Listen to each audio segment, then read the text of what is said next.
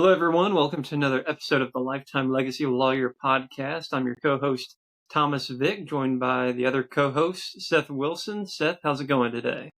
Thomas, I'm doing wonderful. Got a nice, late April date here in central Indiana, and just the weather outside is beautiful, and just, enjoying the opportunity to get out in the yard, get some things cleaned up, do a little bit of manual labor to go along with a lot of the intellectual labor that we handle in our practice. How That's about you? right. I am a fan of yard work these days because we're in offices all day long.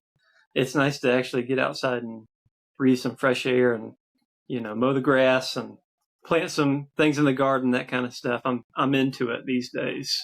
So, Yeah, it's a nice shift of thinking, and like your brain starts working on the other challenges that you may have, and kind of getting out in the fresh air. I think sometimes gives you a little bit of a different or new perspective on something, and I find a lot of times I have to stop and go write something down because I had a good idea about yeah. some plan I'm working on or problem I'm trying to solve. Yeah, absolutely. Well, another blog came out. We've kind of changed up or the timing of when we record this podcast. So actually the topic of discussion might actually have the article attached to the e-newsletter coming out for the video that we're doing right now, the podcast that we're doing right now for the Vic Law blog digest. So kind of excited about the new timing of it. We're recording this on Thursdays rather than Fridays. So we'll be able to maybe talk a little bit ahead of time on the topics in the blog digest. But one of the topics in the blogs this week was asset protection strategies for Medicaid eligibility. And we've worked together on some Medicaid cases. We kind of co-counsel with some of your clients that are sent my way to do Medicaid applications and maybe some Medicaid pre-planning. And this is a good topic for a lot of people to understand a little bit more about long-term care. One of the first things that I say to clients about long-term care is that it is expensive. And long-term care is, getting assistance with activities of daily living. So help with eating or dressing, bathing, those kinds of activities. Then long-term care is what you're talking about. You're not really talking about medical care per se. It's really long-term care. So there's a bit of a distinction in those two terms, but long-term care is expensive. And one of the links provided in the blog this week is the Genworth's cost of care calculator. And Genworth is an insurance company, life insurance company, and they have stats for the cost of long-term care across the country on average, and then also you can drill down to your zip code and see what it is, for instance, in the Indianapolis area or the Indianapolis metro area. And, it's expensive. It's not uncommon for it to be about $100,000 for long-term care in a nursing home. So obviously the question is, how do I plan for that kind of expense? Do I have the funds to be able to pay for that? Maybe I do, but it will be to the disregard of an inheritance that I want to pass down to my family members. And so those are the kind of issues that come up when dealing with long-term care. And that's something that the blog digest kind of goes through this week. Yeah, I thought it was very good, and kind of a unintended consequence of us rescheduling the timing here of kind of being able to talk about this and give a little bit more context to the actual articles that we're talking about, which I think is going to be helpful for that. So when you think about the long-term care situation, a lot of that comes to us in terms of how do I protect the house from the government? And that tends to be one of those driving factors, because there's this understanding that you are first and foremost responsible for taking care of your own long-term care needs. But at $100,000 a year, that is a large undertaking. And we've talked before on the podcast about how long-term care insurance used to be a fairly good vehicle to help manage some of that risk. But more and more, that's even become almost unattainable for a lot of folks. And so you're kind of right on that balancing act of, do I have enough to cover? What if I don't have enough to cover? How do I make sure that the care piece is taken care of along with the financial piece? And then how does that interact with what I already have? What benefits am I getting? So there's so many layers to the question. So this is a topic that I think is very helpful to kind of talk through. So maybe walk us through a little bit of what you have seen helpful in your practice in terms of kind of unpacking this complicated question. Well, I think the first thing is using the tool of the Medicaid Asset Protection Trust. And this is where you need to do your work early, so to speak, where you understand that there is a risk of long-term care. And if it happens, it's going to be very expensive. I think the stat is if you're age 65 and older and you need long-term, you have like a 70% chance of needing long-term care. And then if an individual does end up needing long-term care, there's a good chance that you're going to be a year or 2 years in that type of situation. And so, you plan for that kind of expense. That's what we're kind of talking about. So Medicaid Asset Protection Trust is where you can put assets, basically any kind of asset other than a qualified retirement account, into an irrevocable trust. And that irrevocable trust can commence the 5-year look back period, so that after 5 years, anything that is in that has been in that trust for 5 years is going to be protected and not an available asset for Medicaid purposes. The general rule for an individual applying for Medicaid is that you can't have more than $2,000 of countable assets. The house can be a countable asset unless it's put up for sale or rent, or unless there's a community spouse that is living in the home. So if we can put that principal residence into a Medicaid Asset Protection Trust, start the 5-year look back period, then it's going to be protected. And regardless of what happens, you've got at least a baseline of something you're going to protect for your future beneficiaries. So that's one of the great planning techniques that I've used with my clients. What are your thoughts on the Medicaid Asset Protection Trust, Seth? I think it's a great tool, especially if one of the biggest concerns is, well, I want to preserve the value of this house for my beneficiaries. And you're ahead of the curve, so to speak, in terms of your planning and thinking of, well, I don't need to control this asset anymore. And I have my family members or someone that I trust who can be the trustee of this trust for my benefit and allow me to live there. So, in the right circumstance, I think it's a really powerful planning tool. And again, once you get through that process of that look back period, have preserved the value of that asset for your beneficiaries and maintained your potential capability of receiving those benefits should they become needed. And if not, you're still there with the asset as well.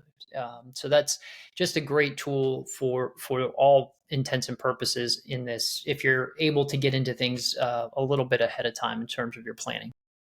Yeah, and sometimes people say, well, why can't I just give my house to my adult son or my adult daughter, and that's the end result that I want anyway. Why can't I go ahead and do that?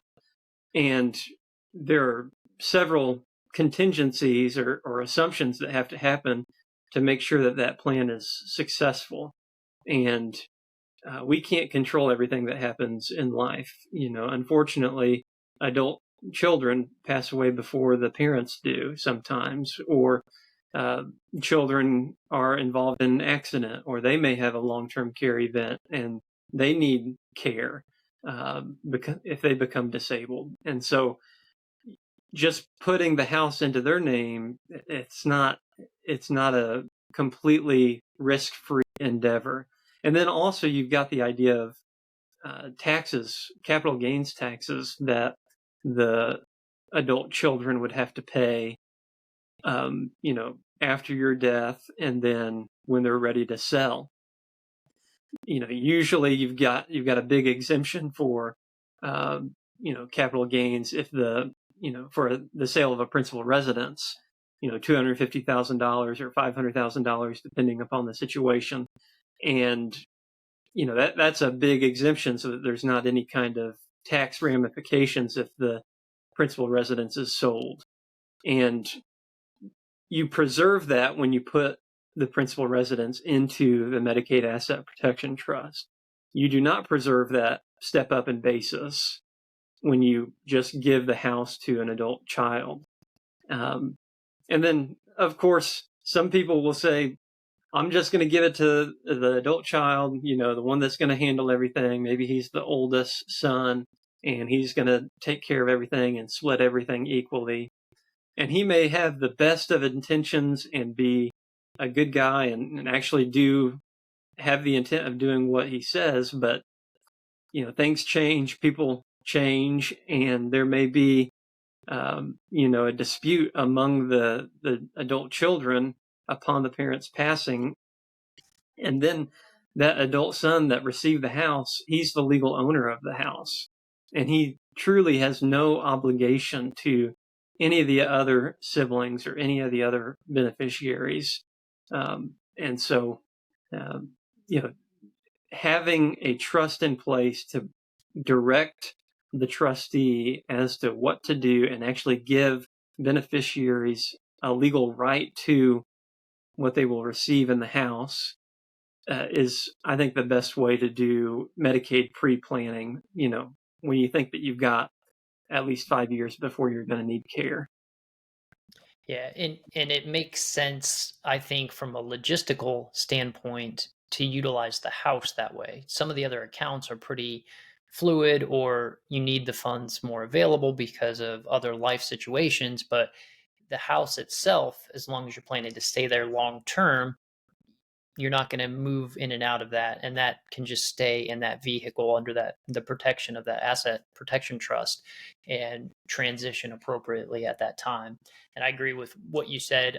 There is this sense of, well, I can make this very simple in terms of execution. I'll just give it to one person and then they can give it away. Well, they now have to look at what they are actually gifting to someone else, and they're going to be subject to either the annual gift exclusion amount or utilizing their own lifetime exemption amount to gift what you could have passed tax-free at your passing because of the inheritance tax rules. So the intent is good. Oftentimes the implications of that decision sometimes have unintended consequences. And so it's always good to think that through and make sure that you're not putting your beneficiary in a position that actually makes it a little bit more difficult for them in terms of their next step with that particular asset, coupled with the concerns that you mentioned that now we have no legal authority to make that transition happen. So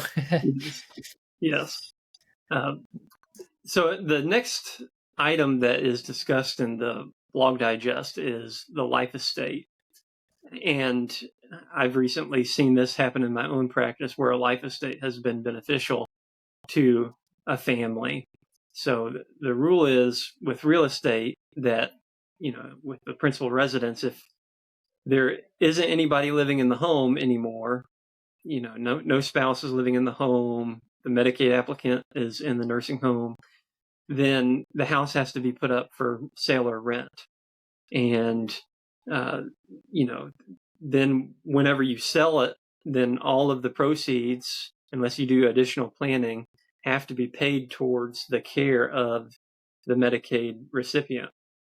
Well, if you do a life estate soon enough, it's still under the 5-year look-back period, and you give a remainder interest into or give the remainder interest to some adult kids, whoever you want your beneficiaries to be, then you kind of have the best of both worlds in some ways. So the life estate gives you the right to live in the house for as long as you live. That's why you call it a life estate. And then upon your death, there's there are beneficiaries. The remainder men are the ones that will receive the full ownership of the house, upon your passing. And there's some value that is calculated between the value of the life estate and the value of the remainder interest. Usually the life estate is a much larger interest because people are expected to live for a significant amount of time. But as you are getting much older, in the 80s and 90s, if you're that old, then the remainder interest actually starts to become more valuable. And it's really that remainder interest that you are transferring for less than fair market value. And so it's that interest that you're trying to get past the 5-year look back period. And then when you go to sell, it's not perfect because you've got, a split interest between, you and maybe your spouse as the original owners and as the life estate holders. And then you've got the remainder men who also have to consent to the sale and sign off on everything.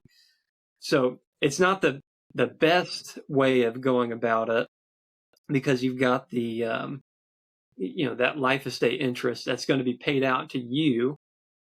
And then you're going to have to use that that money from the sale on your care. So it's not perfect, but it's a way of giving sort of a fractional interest to, your loved ones and not having to, sell your entire interest and use your entire interest for long-term care expenses. Yeah, and it's definitely in theory it works well, but there's a lot of little nuances here that may or may not apply or work quite as expected. And so I think sometimes it's even more complicated to understand or value the interests and figure out which interest goes to which part and to whom, and how much then is subject potentially to Medicaid's payments and those kind of things. And so, again, as you're kind of going down the scale, I think you set up the blog post really well to say, look, this is probably the best level, having the Medicaid Asset Protection Trust. Then below that is this life estate potential on the deed. What's next? The next item that's mentioned on the blog is a Medicaid annuity. A Medicaid annuity is really used when you're applying for Medicaid. It's not really something that you purchase, while you're healthy and not in need of long-term care. A Medicaid annuity can be used to switch a qualified retirement account, say an IRA, more Medicaid compliant. So, let's say that there's $100,000 in an IRA for a single individual, well, actually for a married couple,